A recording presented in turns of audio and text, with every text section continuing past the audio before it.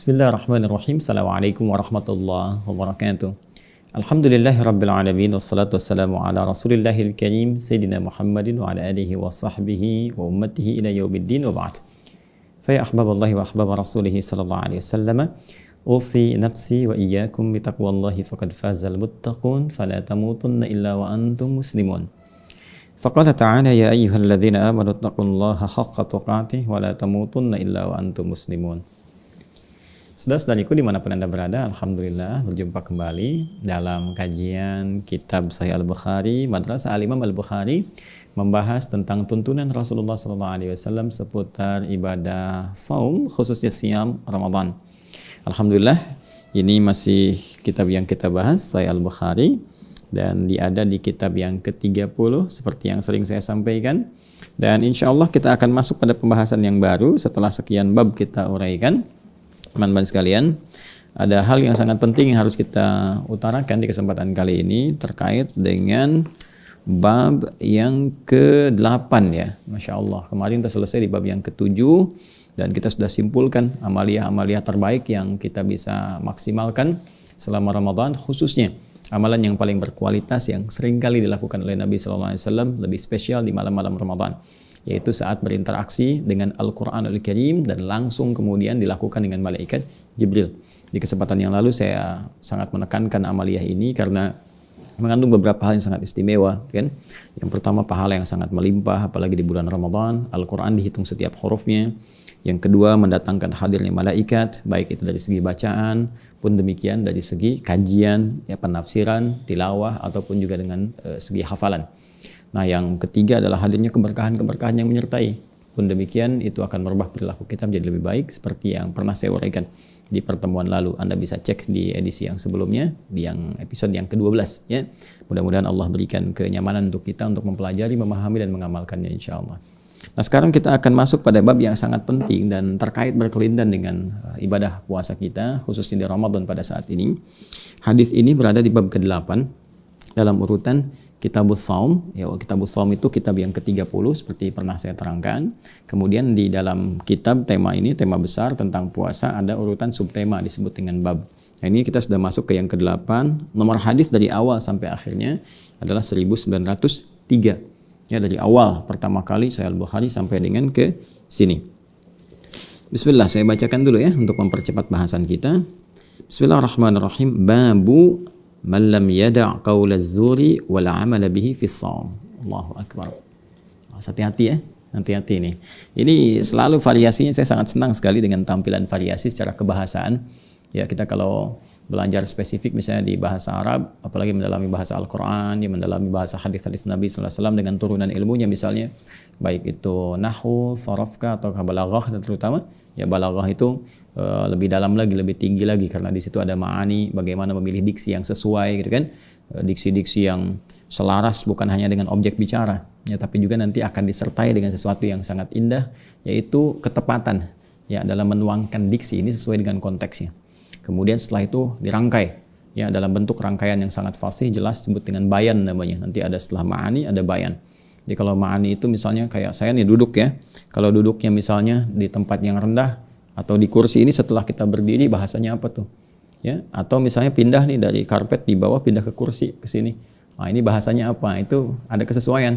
Ya, seperti ayat Al-Qur'an juga itu ma'aninya tinggi sekali ya, maknanya, kedalaman makna setiap pemilihan diksinya sangat-sangat luar biasa karena ini firman Allah ya. Bagaimana Nabi mendapat wahyu pertama dengan kalimat Iqra, setelah wahyu berlangsung ibadah bermulai kemudian berubah jadi utslu, tapi di terjemahan serupa Iqra bacalah, utslu bacalah. Nah, ini sering saya uraikan di pertemuan yang lalu. Nah, itu ma'ani nanti fokusnya. Kemudian bayan, bagaimana rangkaian-rangkaian ini, kata-kata dirangkai menjadi bentuk sebuah kalimat yang dijelaskan dalam bentuk sejelas-jelasnya, yang paling fasih sehingga orang tidak bertanya lagi ya, atau atau ambigu gitu ya. Nah, itu bayan. Dan nanti kadang jelas tapi kurang menyenangkan gitu ya diterimanya. Kadang-kadang ada larangan yang tegas tapi orang nggak enak nerimanya. Nah, bagaimana larangan ini sampai kepada objek tapi dengan cara yang enak diterima. Nanti ada badiah ya, badiah, ilmu ketiga, ilmu menghias menghias sebuah kata. Jadi kalau nyampaikan informasi enak keterimanya gitu kan. Kalau larangan serasanya kita ya diingatkan dalam kebaikan, jadi nggak merasa langsung disuruh begini, diperintah gitu ya. Ada sesuatu yang terasa nikmat sekali. Nah itu Al-Quran tuh kaya akan itu. Kaya, ada kalanya tegas, ada kalanya sangat indah, menusuk dan menghunjam ke dalam jiwa, ada kalanya ngajak kita berpikir secara rasional dan sebagainya. Itu dipadukan semuanya. Ya. Nah itu komplit. Nah di sini kalau kita belajar rangkaian ini kan senantiasa menarik karena selalu ada begini, babun babu, babun babu. Ya sesekali seakan menjadi nakirah gitu kan, atau dia khabar dari mubtada mahdhuf. Ya tapi sisi lain dia menjadi ma'rifat yang khusus dengan idhafat. Ya dia jadi ma'rifat yang khusus dengan idhafat. Ada yang disifati gitu kan, yang tadi khabar dari mubtada mahdhuf, setelahnya mubtada lagi, kemudian khabar mubtada setelah jadi sifat untuk yang sebelumnya. Ya tetap dia dalam suasana ma'rifat karena diikat dengan konteks penjelasan puasa. Bingung ya? Di ilmu nahwu itu kalau ma'rifat khusus, ya spesifik. Kalau nakirah itu umum sifatnya. Jadi ketika Al-Imam Al-Bukhari membuat sebuah bab, subtema dari sebuah tema itu digunakan ma'rifat yang khusus.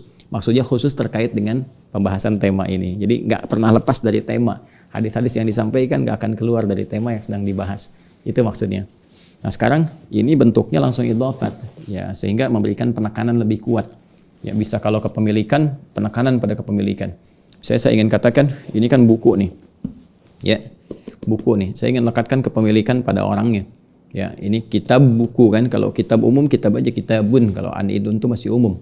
Ya tapi kalau kita ingin lekatkan ini pada pemiliknya dengan kuat, maka hilangkan tanwinnya. Unnya hilangkan, kan? Terus langsung sandarkan kepada pemiliknya. Saya Adi ini punya saya. Saya katakan kitabu Adi. Kitabu Adi, ini kitab punyanya Pak Adi gitu kan. Ya atau kitabi, ini kitab punya saya. Jadi ditekankan. Sehingga ketika orang tanya misalnya liman hadal kitab? Hadal kitabi.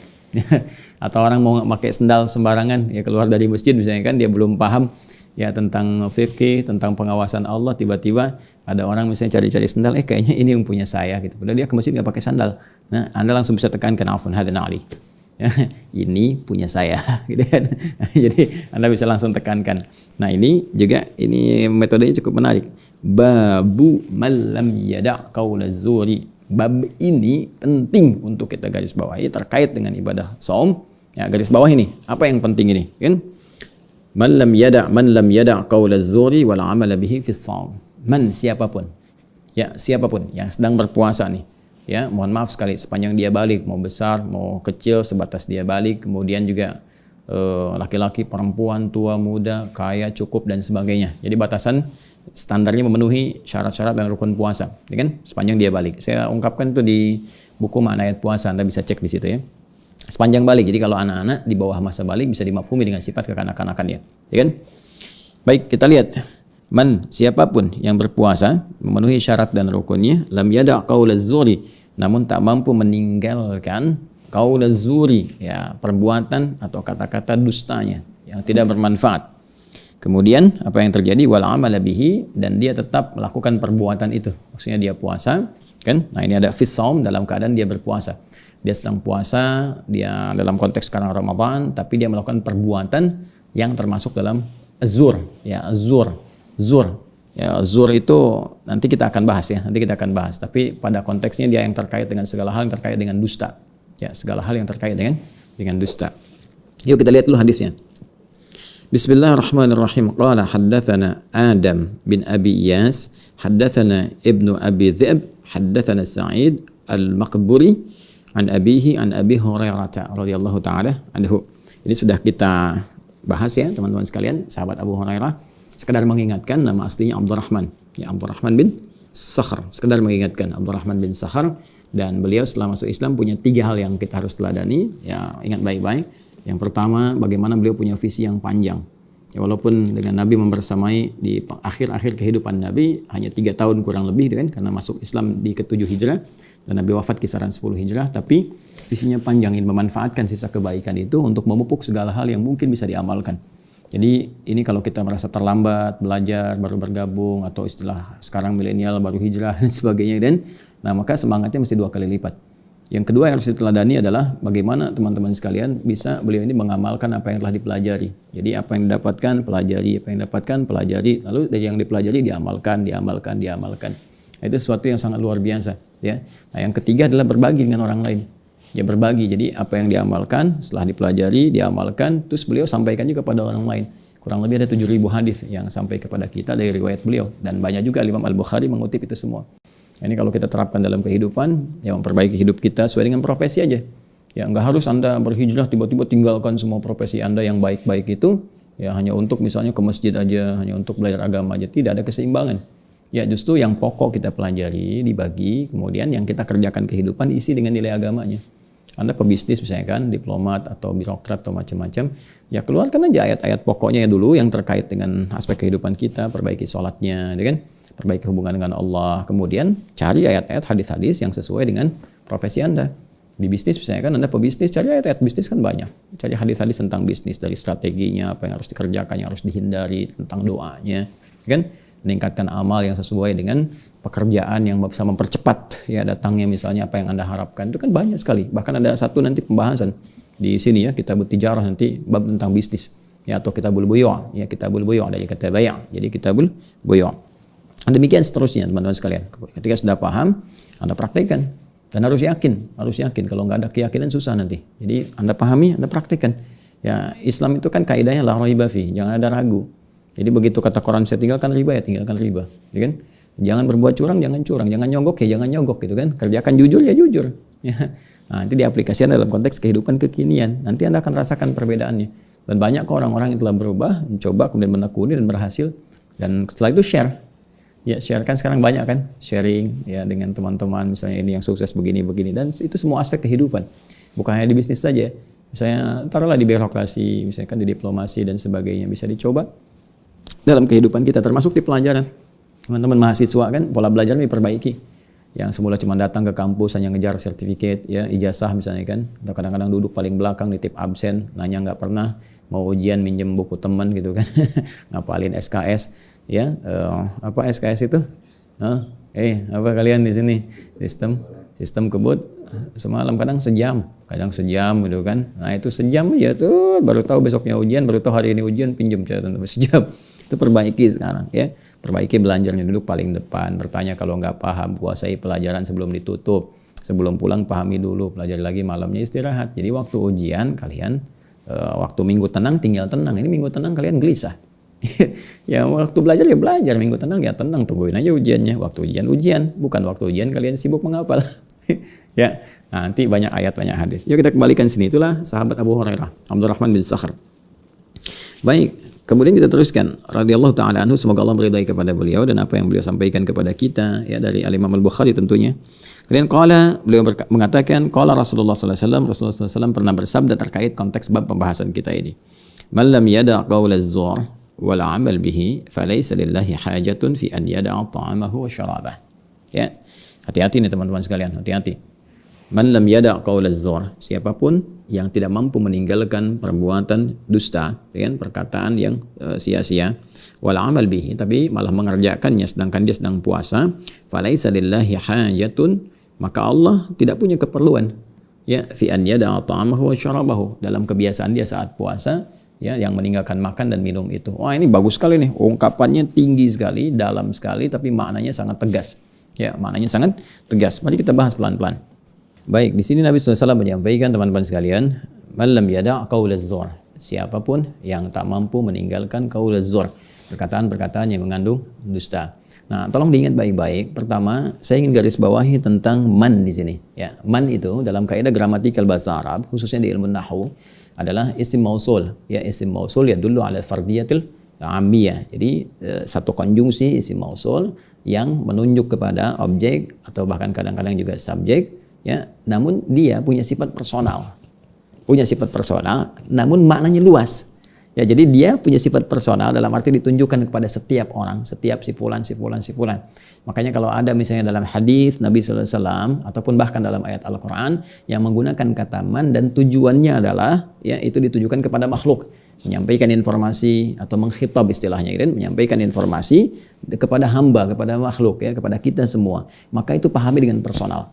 Ya, saya misalnya kan ketika ada man lam yada', seakan-akan kita posisikan Nabi itu sedang menyampaikan ke saya.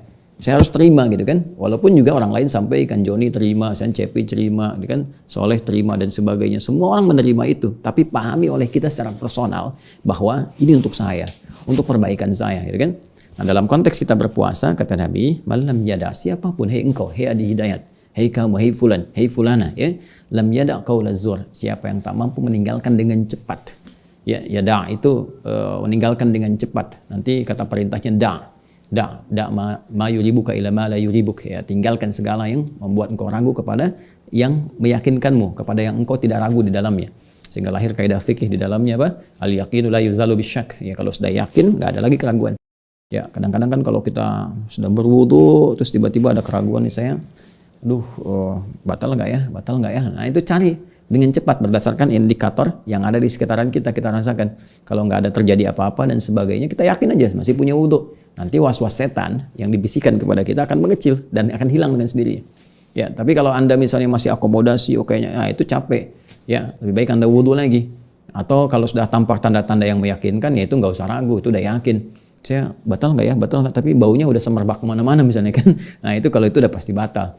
Ya, jadi itu tinggalkan dengan cepat. Yada, malam yada, siapa yang tidak meninggalkan dengan cepat. Artinya ada sesuatu yang berbahaya. Ya, kalau misalnya kita ada informasi, cepat tinggalkan, kan? Cepat jauhi. Ini menunjukkan sesuatu itu berbahaya, kan? Nah, artinya ada amalan di sini, ada perbuatan yang sangat berbahaya. Saking berbahayanya, itu diminta oleh Nabi SAW untuk ditinggalkan dengan cepat. Ya, jangan masuk ke situ, jangan lakukan itu, gitu kan?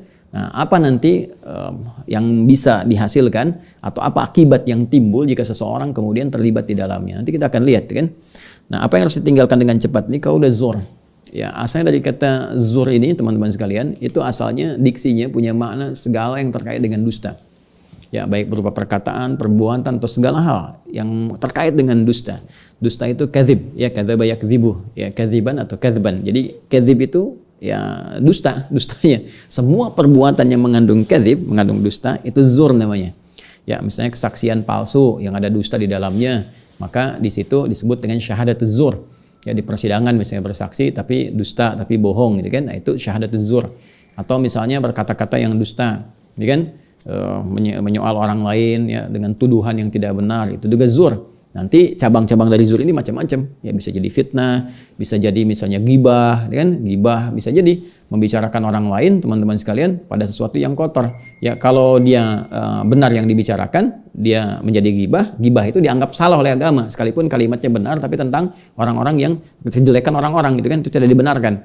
Jadi yang pembenaran dari agama itu, larangan dari agama yang tidak membenarkan perbuatan itu dianggap salah, ya, teman-teman sekalian, itu yang dinilai. Apalagi kemudian menyebarkan berita-berita hoax. Nah, itu juga termasuk perbuatan zur, ya. Jadi qaul zur, qaul itu perkataan, segala kata-kata yang mengandung unsur kebohongan. Nah, biasanya kalau sudah ada qaul, ini kan sumber. Lisan itu sumber segala hal.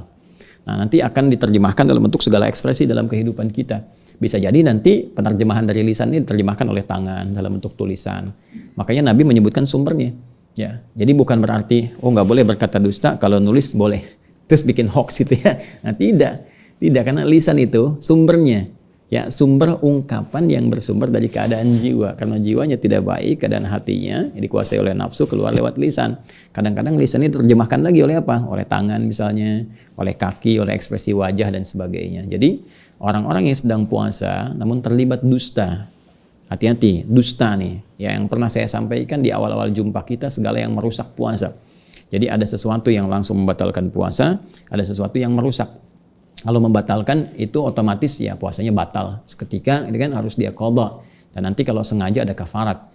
Ya, misal mohon maaf ini sengaja makan, kan? Kalau itu kan jarang kita temukan. Tapi kalau nyuri-nyuri ya seakan-akan tidak melakukan, tapi nyuri-nyuri sedikit misalnya kan, dan itu membatalkan. Ya, misal ya seperti saya sampaikan dulu, kumur-kumur, dia pakai sirup gitu kan. Memang dia keluarin lagi, tapi sebagian tetesan masuk tenggorokan. Atau kumur-kumur pakai air biasa sih, cuman 3 kali kumur-kumur, yang keluar 2 kali misalnya kan, yang satu nggak ada. Nah, itu kan sama juga gitu.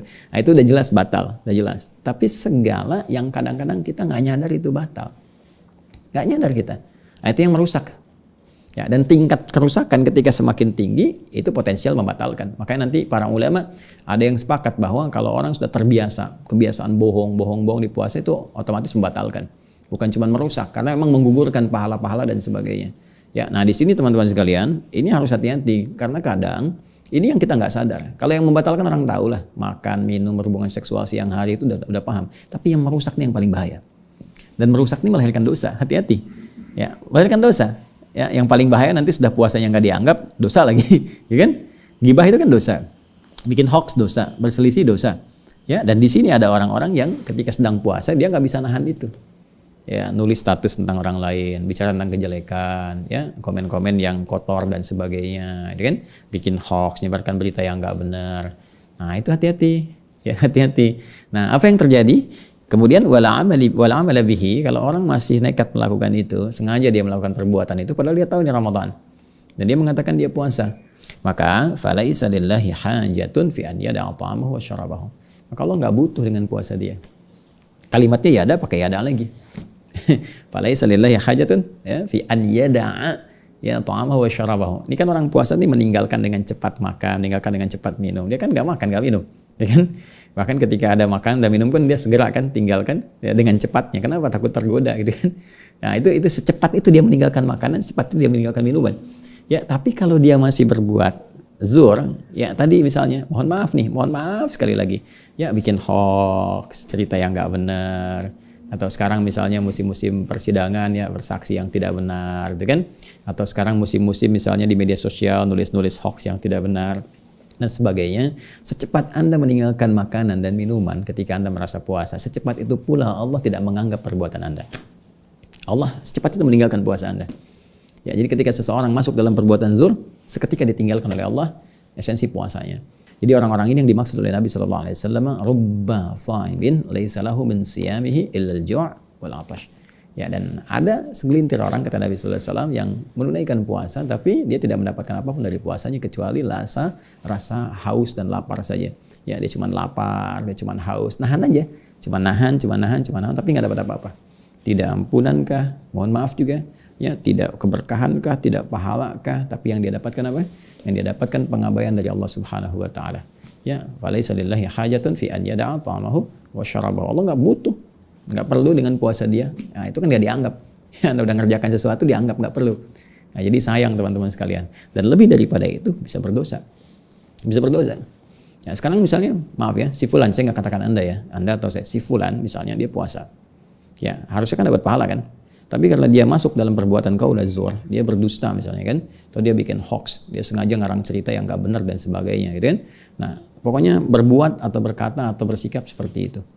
Puasanya ditolak oleh Allah. Saya nggak butuh. Udah nggak butuh, kan ditolak tuh. Udah otomatis pahala nggak dapat. Udah gitu dia berbuat sesuatu yang kotor, misalnya bikin hoax tuh, kan dosa. Sudah ditolak oleh Allah dan dia menerima dosa. Ini yang paling bahaya. Artinya hati-hati betul teman-teman sekalian dengan hadis di bab yang ke-8 ini. Ini adalah pembelajaran bagi kita. Hikmah terbesarnya dari sini adalah bagaimana Allah membuat satu hukum yang ketat melalui Rasulnya dalam training Ramadan. Untuk membuat kita lebih baik, dibiasakan selama 30 hari. Kan kalau orang biasa makan kerupuk 30 hari, ya begitu hari ke-31 kerupuknya nggak ada, dia kan akan bertanya kan, kerupuknya mana? Ya kan? Ya, sama persis orang ikut training. Kalau ketat nih, Anda kan, ya Anda sih, Masya Allah, Anda kan terbiasa ikut training. Di perusahaan, apalagi di militer gitu kan. Di birokrasi, diplomasi, semua training dulu. Diplomat itu muda sebelum ditempatkan, training dulu. Di pekerjaan yang profesional, training dulu. Ya, itu semua training. Guru-guru, bahkan ada trainers, ada macam-macam dan sebagainya. Semua training. Bukankah pekerjaan yang hebat, trainingnya begitu ketat? Silahkan cek. Kalau mau jadi pengusaha yang hebat, misalnya kan mau jadi pegawai yang hebat, apalagi di militer dan sebagainya, disiplinnya tinggi dan sebagainya. Apa yang terjadi? Untuk membentuk karakteristik. Makanya setelah training itu selesai, Anda tuntaskan, kan kepribadian Anda berubah kan? Perilaku Anda lebih baik. Jadi hukum ini dibuat ketat oleh Nabi SAW atas petunjuk dari Allah Subhanahu Wa Taala. Untuk apa? Untuk merubah perilaku kita lebih baik. Ya Allah menginginkan kita menjadi hamba yang baik lewat puasa ini. Makanya ketika kita selesai lulus di madrasah Ramadan ini, yang terjadi pada diri kita adalah peningkatan takwa. La'allakum tattaqun. Dan takwa itu puncak kebaikan. Jadi jangan dipahami, aduh, percuma nih, nggak dapet di puasa. Orang kayak gini nih, kenapa sih begini, kenapa? Tidak, untuk membuat Anda lebih baik. Sekarang pertanyaannya, Anda mau jadi orang baik atau enggak? Itu aja. Ya. Dan puasa ketika ditunaikan dengan benar, berubah kita jadi baik. Jadi kalau Anda pengen jadi baik, ikuti semua sistemnya. Ya, jangan pengen sendiri, pengen ini, pengen itu, ya pengen dilakukan begini, begitu. Ya, itu anak kecil namanya yang belum balik. Anak belum balik kan pengen seadanya aja gitu. Ya. Karena itu teman-teman sekalian, semoga apa yang kita bahas hari ini mendapatkan manfaat sisi Allah Subhanahu wa taala dan merubah persepsi kita terhadap syariat, terhadap tuntunan agama, bahwa pahami setiap unsur-unsur yang ada dalam syariat, baik berupa perintah ataupun larangan atau informasi, hakikatnya ingin menata kepribadian kita lebih baik di hadapan Allah, tampil dengan akhlak mulia, mengumpulkan pahala sebagai bekal pulang menghadap Allah Subhanahu wa taala untuk mendapatkan rahmatnya dan bisa meraih surga yang kita impikan, kita cita-citakan. Ya, dan ini hari ke-13 teman-teman sekalian, coba dilihat deh. Ya, perubahannya sudah berubah belum sampai dengan sekarang? Ya kan? Dari berbagai faktor ibadah sudah meningkat atau belum, cek sholatnya, cek interaksi dengan Al-Quran, ya. Kalau ada harta, cek terkait infak sedekahnya. Kemudian juga turunan-turunan yang tadi, perubahan pada diri kitanya, semakin ada berubah enggak? Lebih baik, bisa mengendalikan nafsu, bisa menata diri. Ini hari ke-13. Kalau ada perubahan-perubahan, pertahankan oleh kita dan tingkatkan lebih mulia lagi sampai di hari yang terakhir, sampai lulus Ramadan, dan pertahankan sampai kita kembali pada Allah Subhanahu wa taala. Jadi ini kesimpulannya, bab yang ke-8 tentang bagaimana kita saat puasa meninggalkan segala hal yang berpotensi merusak puasa kita atau bahkan mendapatkan pengabaian si Allah Subhanahu wa taala. Waliyadu billah. Mari kita jaga puasa kita, semoga Allah sempurnakan siam kita, ampuni dosa-dosa kita, rahmati kita, dan memberikan segala kemuliaan yang terkait dengan faedah puasa kepada kita semua, insyaallah. Allahumma taqabbal minna innaka antas samiul alim wa tub alaina innaka antat tawwabur rahim. Allahumma ya Allah, Allahumma ij'alna minas sha'iminal mukammilin. Allahumma ij'alna ya Allah minas sha'iminal mukammilin. Taqabbal minna siyamana ya Allah, wa ruku'ana wa sujudana wa salawatina wa jami' amalina salihah. Wa sallallahu ala sayyidina Muhammad wa ala alihi wa sahbihi ajma'in wa akhiru da'wana alhamdulillahi rabbil alamin. Subhanakallahumma bihamdika, nasyhadu an la ilaha illa anta, nastaghfiruka wa atubu ilaik. Assalamualaikum warahmatullahi wabarakatuh.